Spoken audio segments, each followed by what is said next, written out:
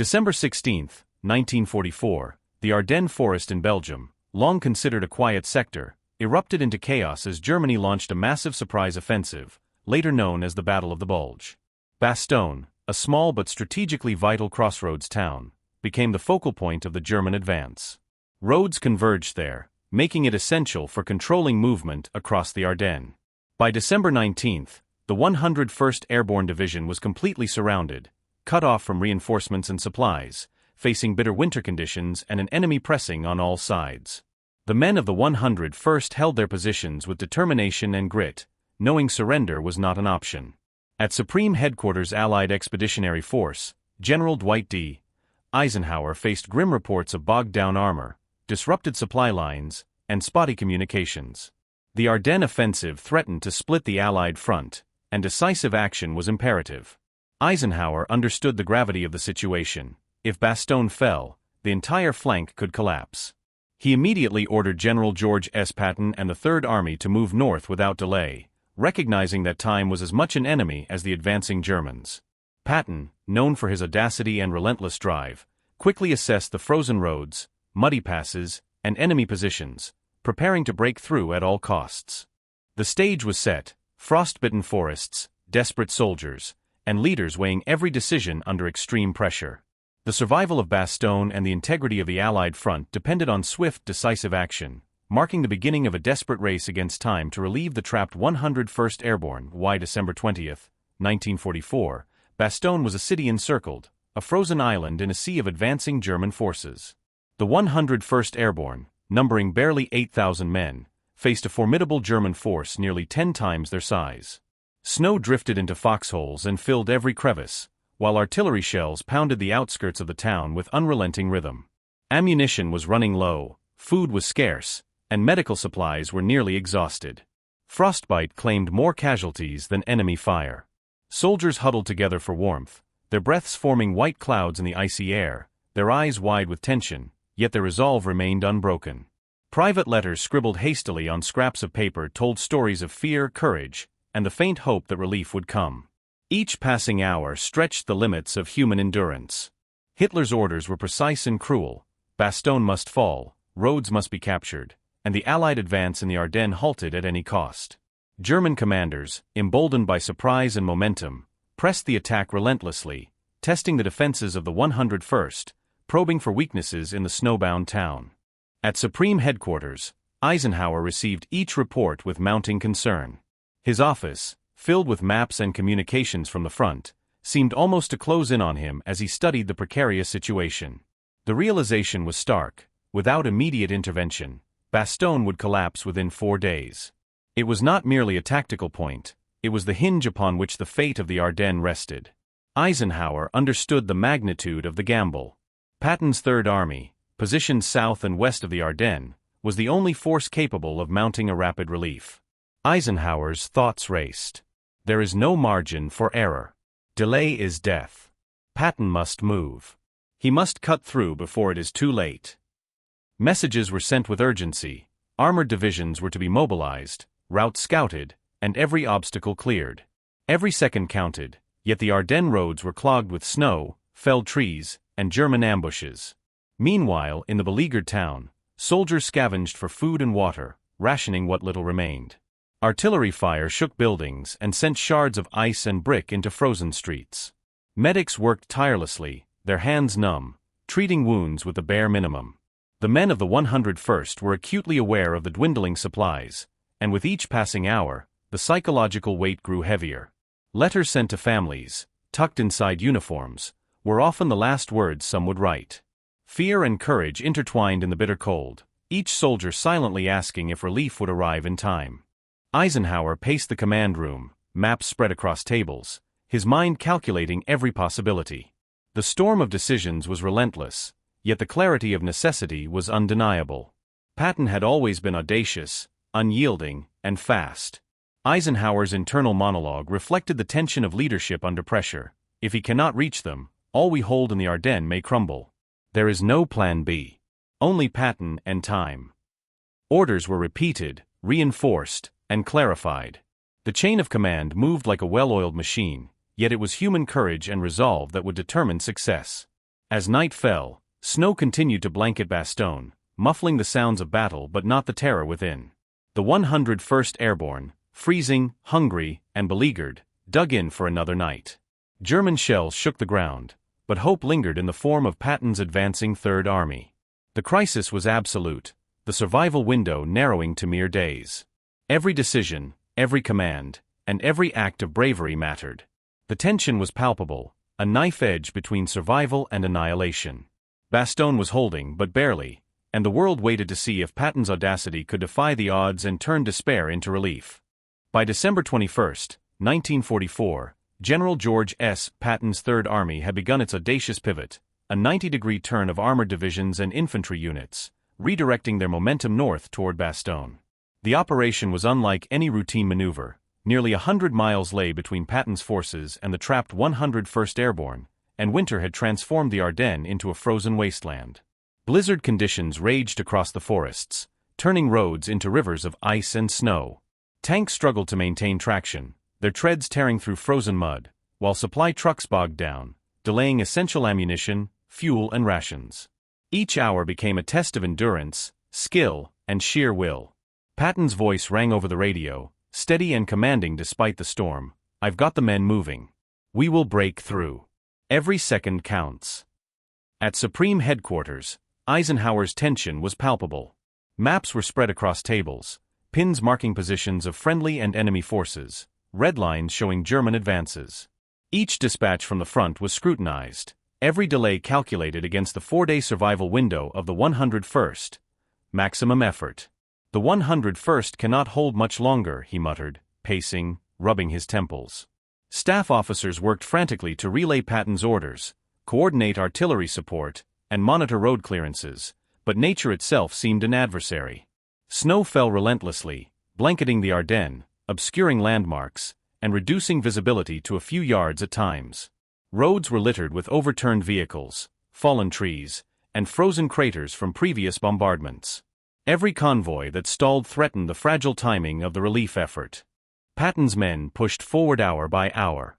Morning broke on December 22 with a frozen dawn, ice glinting on tank armor, breath steaming from exhausted soldiers as they trudged beside rolling vehicles. Engineers worked feverishly to clear snowdrifts, chains rattling on tires, axes hacking through branches that blocked critical routes.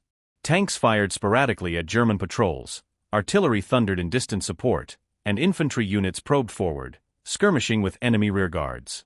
Communications were tenuous, radio signals crackled under the storm, and field reports arrived in fits and starts. Yet morale, driven by the urgency of saving their fellow soldiers, remained unbroken.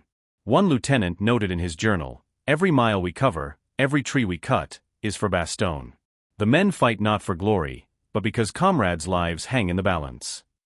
Meanwhile, inside Bastogne, the 101st held on desperately. Snow piled against barricades, cold seeped into uniforms, and soldiers huddled in freezing foxholes.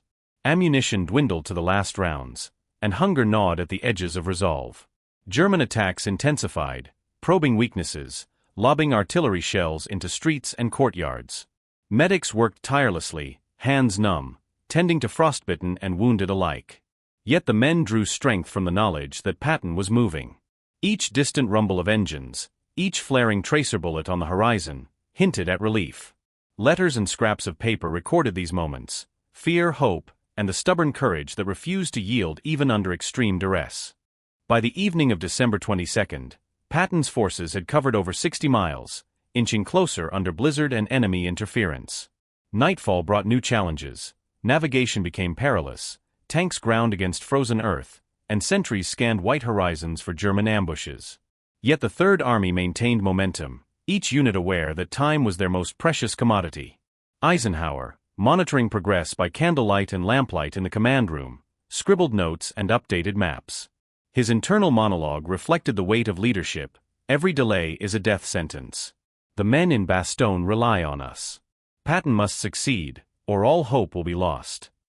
On December 23, as dawn pierced through heavy clouds, the final leg of the push began. Snow churned beneath tracks, soldiers staggered under supplies, and tanks roared through icy roads, fighting not only the enemy but the elements themselves. German units attempted to slow the advance, setting ambushes and demolishing bridges, but Third Army engineers repaired and rerouted with relentless determination. Hour by hour, mile by mile, the distance shrank. Reports reached Eisenhower. Patton's spearhead was within striking distance. Relief was imminent, yet no one dared celebrate. Every second was measured, every movement critical. The countdown had become a race against the Ardennes itself, the storm, and the relentless pressure of German forces surrounding Bastogne. By late afternoon, the tension reached a near breaking point. Tanks churned through snowdrifts, infantry slogged forward, and the 101st prepared for what might be their final hours of resistance. The interplay of human courage, strategic brilliance, and sheer willpower defined the desperate march. Every commander, every soldier, every hour mattered. The race against time was reaching its climax, and history waited silently, snow-blanketed, for the audacity of Patton's army to meet the courage of Bastogne's defenders. By the morning of December 24, 1944, the relentless march of Patton's Third Army had finally brought them to the outskirts of Bastogne. The blizzard had not ceased, but the roar of approaching tanks and the rumble of armored columns cut through the frozen silence. Scouts reported German positions, but resistance was lighter than anticipated. Patton's speed and audacity had disrupted enemy defenses and forced many to retreat. From the lead vehicles, Patton's staff relayed the news. The 101st Airborne, battered but unbroken, was moments away from relief. Soldiers in the Third Army, exhausted from days of continuous marching through ice and snow, felt a surge of adrenaline. Relief, hope, and the anticipation of victory electrified every man who had endured the grueling advance. As tanks rolled into Bastogne, the first contact was tense. American soldiers emerged from foxholes, rifles raised, eyes scanning for friend or foe. Then recognition, a white star glinting on a tank hull, the familiar figure of Patton himself atop a Sherman tank, voice booming over the cold air. "We're here. Bastogne holds, and we're taking it." The 101st defenders erupted in cheers, some dropping to the snow in tears, others hugging comrades they had not expected to see again. Officers shouted orders, but the moment was not one of discipline. It was pure human emotion, relief, joy, and the shared bond of survival. Patton moved through the streets with his staff, checking positions, directing supplies, and offering words of encouragement. He paused beside a group of exhausted paratroopers, shaking hands and nodding with unyielding energy. "You held the town. You made every hour count. I promised relief, and here it is. Now, we hold together." The soldiers, numb from days of cold and hunger, found renewed strength in his presence. Tanks rumbled past, bringing rations and ammunition, while medics began triaging the wounded. Engineers worked to repair roads and bridges damaged during the siege. The scene was chaotic, yet under Patton's decisive command, order returned quickly. In the command room, Eisenhower received word of the breakthrough. He rose from his chair, maps still spread across the table, hands trembling slightly. A phone call crackled through to Patton himself. "General Patton, confirm, Bastogne is relieved?" Patton's voice was steady, confident, yet carrying the weight of exhaustion. "Confirmed, sir. The town is secure. The 101st is intact. We held every promise. Relief is complete." Eisenhower, normally composed and reserved, allowed a rare moment of unguarded emotion. Tears pricked his eyes as he spoke, voice breaking slightly. "You have done more than move an army, General. You have saved lives, and perhaps changed the course of this battle. I cannot thank you enough." The human drama was evident across Bastogne. Soldiers of the 101st distributed food and blankets, shared embraces with comrades, and whispered messages to families tucked in their minds. Some simply stared into the snow, overwhelmed by the reality of survival. Patton walked among them, assessing needs, issuing instructions, yet understanding that this was a moment for acknowledgement, for quiet gratitude amidst the noise of artillery and engines. Every gesture, every word, reflected his operational brilliance and unrelenting drive. He had maneuvered against weather, terrain, and a determined enemy to achieve what seemed impossible. The German forces, having failed to dislodge Bastogne, retreated in disarray. Patton pressed the advantage cautiously, securing key routes and ensuring that the town would not fall back into enemy hands. Yet even in victory, the enormity of the effort weighed heavily. The losses were counted quietly: fallen soldiers, frostbite casualties, and exhausted men who had risked everything. Patton's relief was not merely a triumph of tactics. It was a testament to leadership, courage, and the relentless human spirit under extreme pressure. Eisenhower, observing the reports and watching as Patton coordinated the town's defense, felt the weight of history pressing in. He knew that this moment would echo beyond the frozen forests of the Ardennes. Bastogne survival was a turning point, a demonstration of audacity and endurance that would inspire soldiers and civilians alike. The scene foreshadowed reflection, the lessons of leadership under fire, and the legacy of decisions made in the fog of war. The snow-covered streets of Bastogne bore witness to heroism, and the combined effort of those who fought, planned, and endured would resonate long after the guns fell silent. By nightfall, Bastogne was secure. The 101st Airborne could breathe. Patton's Third Army had achieved a feat of operational brilliance, and Eisenhower allowed himself the rare luxury of gratitude and relief. The battle was not yet over, but in that moment, human courage, audacity, and leadership had triumphed. History was taking note, and the legacy of Bastogne, the courage of paratroopers and the genius of commanders, was firmly cemented. The night after Bastogne was relieved, General Eisenhower sat alone in his command tent, maps spread across the table, quill in hand. The candles flickered, casting shadows on the frozen outlines of the Ardennes, now etched in relief and survival. In his private diary, he wrote, "Patton has done what few could have imagined. The 101st Airborne stands, and the enemy's advance is broken. Courage and audacity have saved lives and may well have changed the course of this battle." Each stroke of ink reflected a mixture of relief, admiration, and the weight of command. Beyond the operational brilliance, Eisenhower reflected on the human element, the soldiers huddled in freezing foxholes, the medics working tirelessly, the officers coordinating under impossible conditions. Leadership, he understood, was tested not only in strategy but in judgment under pressure, in the trust placed in capable men, and in the audacity to act decisively when hesitation could mean disaster. Letters were dispatched that night to key allies and commanders. To Patton, Eisenhower wrote, "Your relentless drive and fearless maneuver saved Bastogne and preserved the honor of the Third Army. I am indebted to your leadership and courage, which inspired all who witnessed it." To Churchill, he described the broader implications. The relief of Bastogne demonstrates that even in the harshest conditions, decisive action can turn the tide of battle. Morale and resilience are as powerful as any weapon. To General Marshall, he reflected on the orchestration of strategy and logistics, noting that the coordination of men, material, and timing under extreme conditions exemplified operational excellence at its finest. Each correspondence carried both gratitude and recognition of the lessons inherent in these historic days, the intertwining of courage, audacity, and calculated risk that defines military leadership. The Battle of the Bulge had reached a turning point. Bastogne's relief was more than a tactical success, it was a symbol of resilience against overwhelming odds. Soldiers of the 101st Airborne celebrated quietly, sharing rations, tending the wounded, and watching as Patton's armor brought much-needed supplies into town. Snow glinted on tanks, the cold wind carrying the faint echoes of artillery now silenced, and in those moments, the human dimension of warfare, sacrifice, endurance, and courage, was visible in every exhausted, smiling face. Eisenhower, watching reports and maps, felt a profound connection to the men who had held and those who had come to relieve them. The operation highlighted the importance of decisiveness, trust in commanders, and the audacity to take bold action when conventional caution might fail. In reflection, the lessons extended beyond the battlefield. Leadership demanded more than technical skill, it required vision, courage, and empathy. The ability to weigh risk against potential gain, to trust others with responsibility, and to act swiftly under pressure defined the moments that would be remembered by history. Bastogne exemplified these principles, revealing that human ingenuity and bravery could prevail even under relentless adversity. Eisenhower's private thoughts captured this. Victory is measured not only in miles gained or objectives seized, but in the lives preserved and the courage displayed in the face of impossibility. As dawn broke over Bastogne, the snow-covered town glimmered in the morning light. Soldiers walked the streets, sharing quiet laughter and silent reflection. Tanks rested in frost, and the landscape, once dominated by fear and uncertainty, now bore witness to resilience and triumph.